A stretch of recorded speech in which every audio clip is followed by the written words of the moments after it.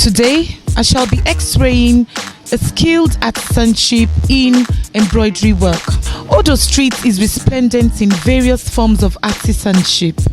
I am going to be looking at some indigenous Hausa embroidery patterns and how they are made.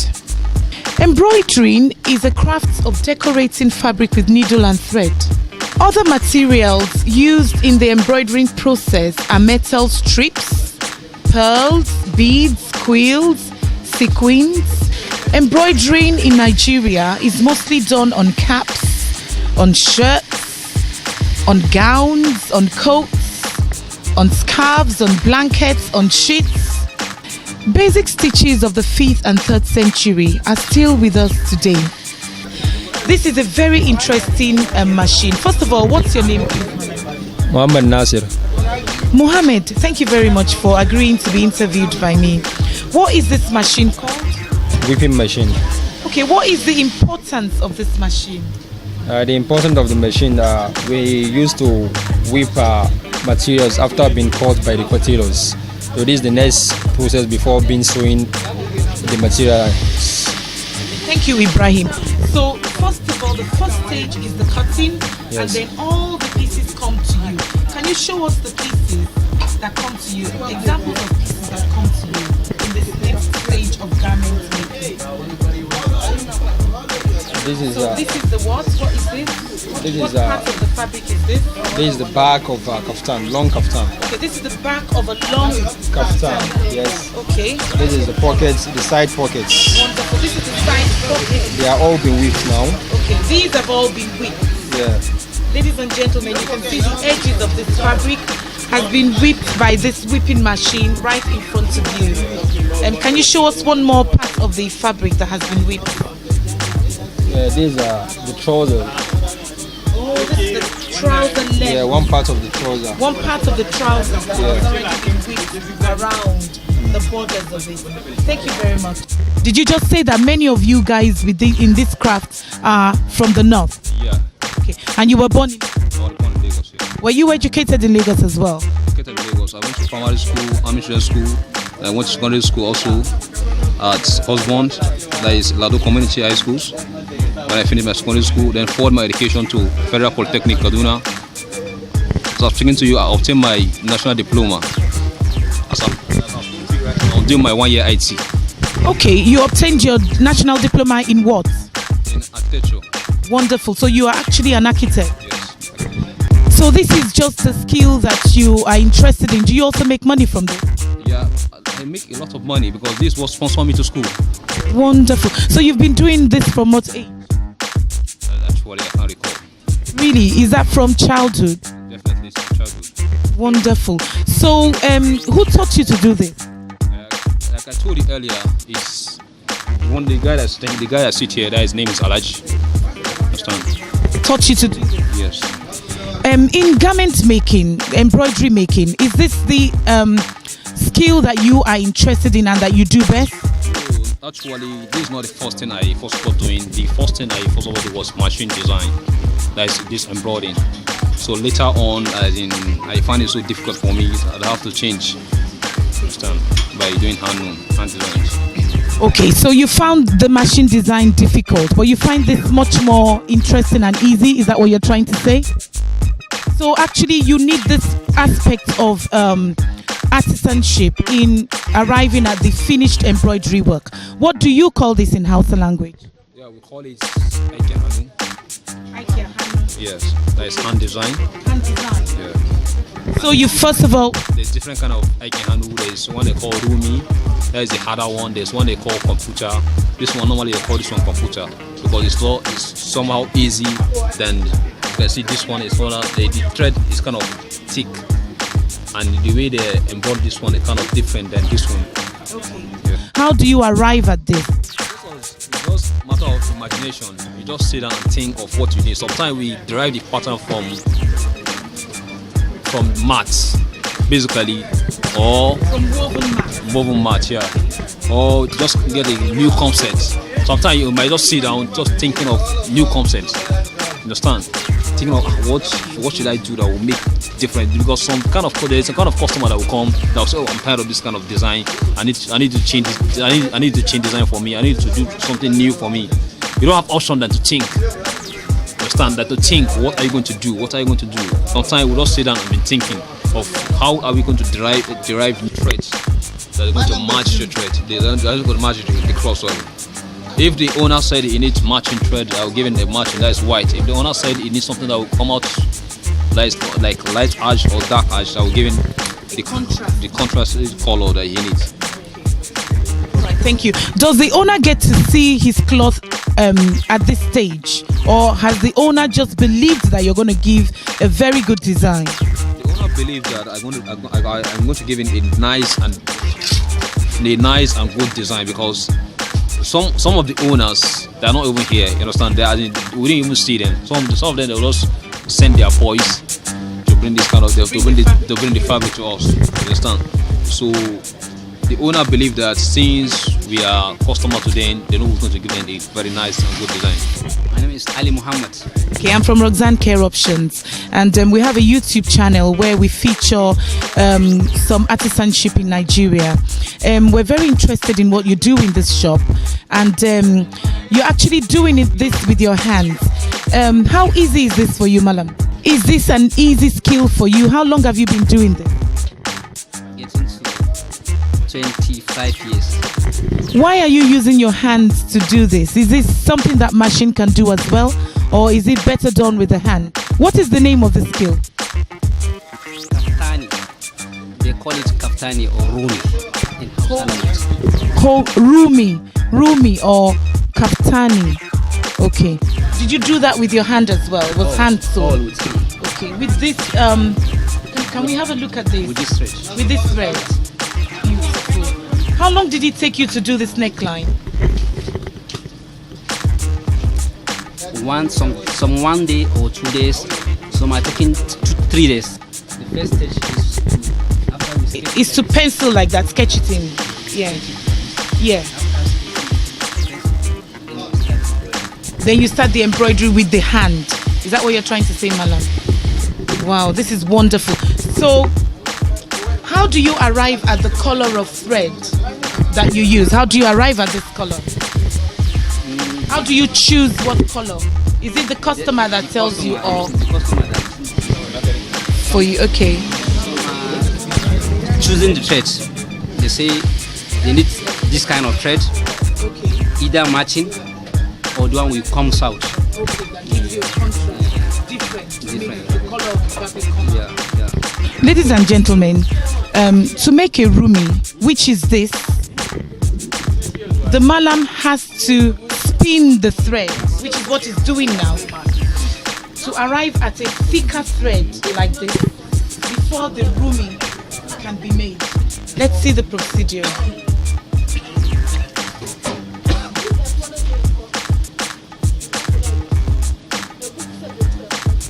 So he's tying the thread.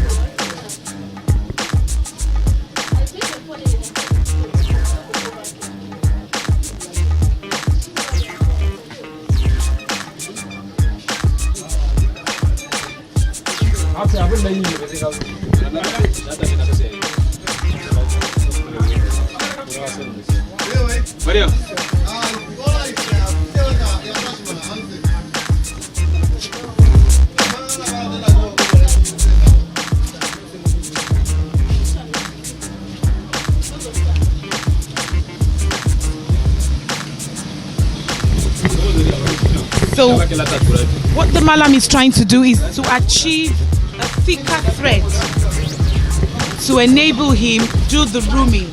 So look at this. He is thickening the thread now. This is the manual. Okay, that's the manual spinning machine to thicken the thread. He's going to tie it to a pole and then hook it onto the spinner. In the olden days, before the arrival of the spinning machine that uses the battery, this manual implement is used. What's the name of this manual implement, Malam? Spindle. It's spindle. It's a spindle. In Hausa, Mazari, we call it Mazari. Mazari in Hausa language.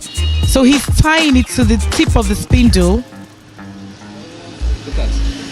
And what he wants to achieve, ladies and gentlemen, is to thicken the thread to enable him achieve this nice design at the edge of the sleeve. Hello, Malam. I'm Kehinde Omoru. I'm very interested in what you're doing. What is this you're doing? That's embroidering. Can you see it? That's this design. So, all right. So you trace onto a fabric first the pattern you want to do. Yes. And then you transfer it onto the material you want to embroider. Yes. Okay. How do you transfer it? Do you pencil onto the fabric? After I make this one, I will take soda iron, remove the bag, and put it back. Oh, okay. This soda iron. You trace onto a fabric first. Yes. Then you make the embroidery onto that fabric, and then you cut around your pattern. Yeah. What is this implement called? That's soda iron. What does this do? They use it to freeze it and open this hole. Okay. Can you see this hole? Yes. Soldering iron opens the patterns on the fabric so that it gives a netty kind of finishing, like you have on this brownie kind of fabric. Beautiful work. So how do you arrive at these kinds of little colors in between? You can see that this has got 2 tones of pink, for instance. How do you get this, Madam? These colors. This is different type of thread. Okay. And you use it to put it inside the pattern. Inside the pattern. Yes. Is this done with the machine or Yes. with the hand? This is the machine. Okay, so you program the machine. Yes. And put it inside. Okay, like it's being done here. Look at the different tones of green achieved by the machine. Different tones of green there. Beautiful work of art. Hi there, ladies and gentlemen. I'm actually now with the owner of this shop, Mr. Ustaz Umar, Malam Ustaz Umar. Ustaz Umar, welcome to the program. Welcome. Ustaz Umar is a very skilled artisan in the craft of embroidery. We have gone through his weaving machines, hand machine, looming machine. Now he's going to talk to us and he's going to tell us a little bit about himself. How many workers do you have in this shop? Almost 7. 7 workers. Do you have any apprenticeships at all? I have apprentice. How many apprentices roughly do you have? I have 5. Wow, he has 5 apprentices. Malam Ustaz Umar, for how long have you practiced this embroidery work? I've practiced almost 2 years. 20 years. How long does it take them to learn this trade? Depends. If you have to something like 1 year plus or 2 years. Highest 2 years.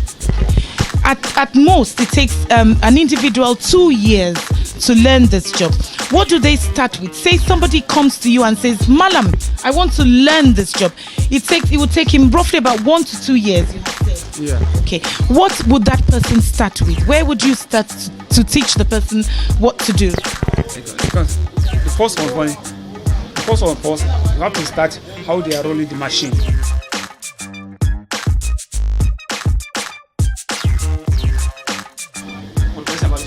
First, that's how they are cutting. Yeah. Good. So it's kind of like the materials. Yeah. Yeah. The kind of materials like this. Simple. That's where. So like this one now, you have to tell them how many inches be 1 yard. And 36 Inches. yeah, to make a yard. So big of like person like me, that will be 5 years to be enough for him to make his Hausa long kaftan for him. So that's the after that we're going to table and start cut it. So the first thing the person is taught to do is to roll the machine, and then taught to cut the fabric. Yeah. Thank you, Mama. After the apprentice learns to cut the fabric, what is the next stage you take the person to? So next is we will start to sewing, but we will give them some maybe all trouser or side before we can do the neck. Okay, so the apprentice will go from learning the basic, easy earlier parts of the garment, i.e. the trousers, the sleeves, before they advance to learning how to cut and how to make the neckline of the garment. Malam, there is something very spectacular about your shop, and it is your embroidery work. Ladies and gentlemen, look at the artistry, the simple elegance of this embroidery work. Malam, am I correct to say that this is a Hausa, northern Nigeria, indigenous Hausa pattern? This is the pattern. It's Agbada. It is Agbada. That's Babariga. It is the big roll. Yeah. We call it Babariga. Babariga, yeah. Babariga in Hausa language. Babariga, is it for a particular type of Hausa? Is it for a chief or for an older Hausa gentleman? Who wears Babariga? Anybody can wear Babariga, but sometimes you have to print for occasion or to go to party or something like that. Different occasions. Okay, so it was grand occasion, like going to for worship at the mosque on Friday, yeah. or for a wedding, is Yeah, it? yeah. Or for a child's graduation. Babariga, ladies and gentlemen, beautiful artistry, Hausa artistry. Can you show me some typical Hausa, or the typical Hausa embroidery work that you have in this shop? Yeah. Look at the sleeve, beautiful work of artistry. Well done, thank you, Malam. So what is this garment called? Kufta. Kufta. Yeah. Okay, kufta. Look at that. There's another one. Another one. Beautiful. That looks to me like an indigenous Hausa one as well. Beautiful. Malam, do you only do Hausa embroidery in this shop? No, they are doing different things. People Yoruba, Hausa, Igbo, different things. Okay, so in essence, Malam Umar also does Yoruba, typical Yoruba embroidery artistry, Igbo embroidery, work of art, all kinds of works of art from Nigeria, from all parts of Nigeria. Thank you, Malam. I am with Nasir. Nasir was the gentleman on the looming whipping machine that we saw a few minutes ago. Nasir, thank you. I see before you a pile of completely ready-made fabric, still from this shop on 44 Over Street, Obalende, Lagos. Nasir, can you show us each of these fabrics that have been finished and made and ready for viewers like yourself? If you would like to patronize the shop, can you show us each of these finished work? Alright, these are some finished job. We used to saw this. Finished and fulfilled it. Yeah, this hand is already made. You can just you can come and buy with us if you want.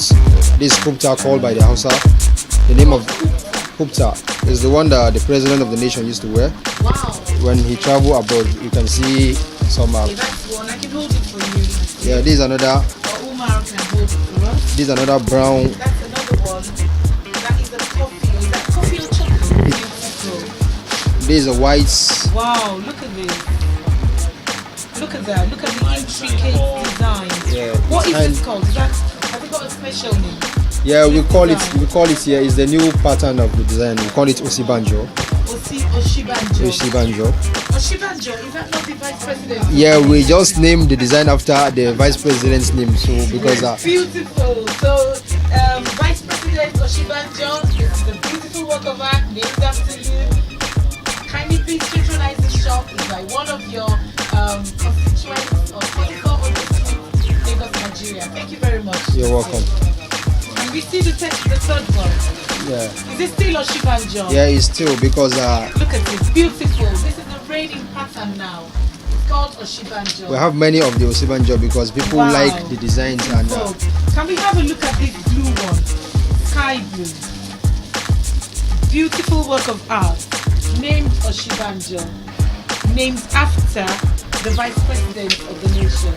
Thank you very much, Malam Usman. Thank you, Nasir. you're welcome. Ladies and gentlemen, it's been a wonderful time showcasing Malam Ustaz Umar in his shop on number 44 Odo Street, Obalende, Lagos, Nigeria. As you can see, it's so exciting to know that you can actually bring the Vice President of the nation, Oshibanjo, into your home in terms of the pattern that you can embroider your fabrics with. Incidentally, I have just looked up and I realized that Malam Ustaz Umar has fabrics that you can actually come in and buy and get cut and sewn for you here. Thank you very much, Malam Ustaz Umar and his crew of 7 tailors. Thank you very much. Thank you very much once again. It's Kehinde Omoru reporting.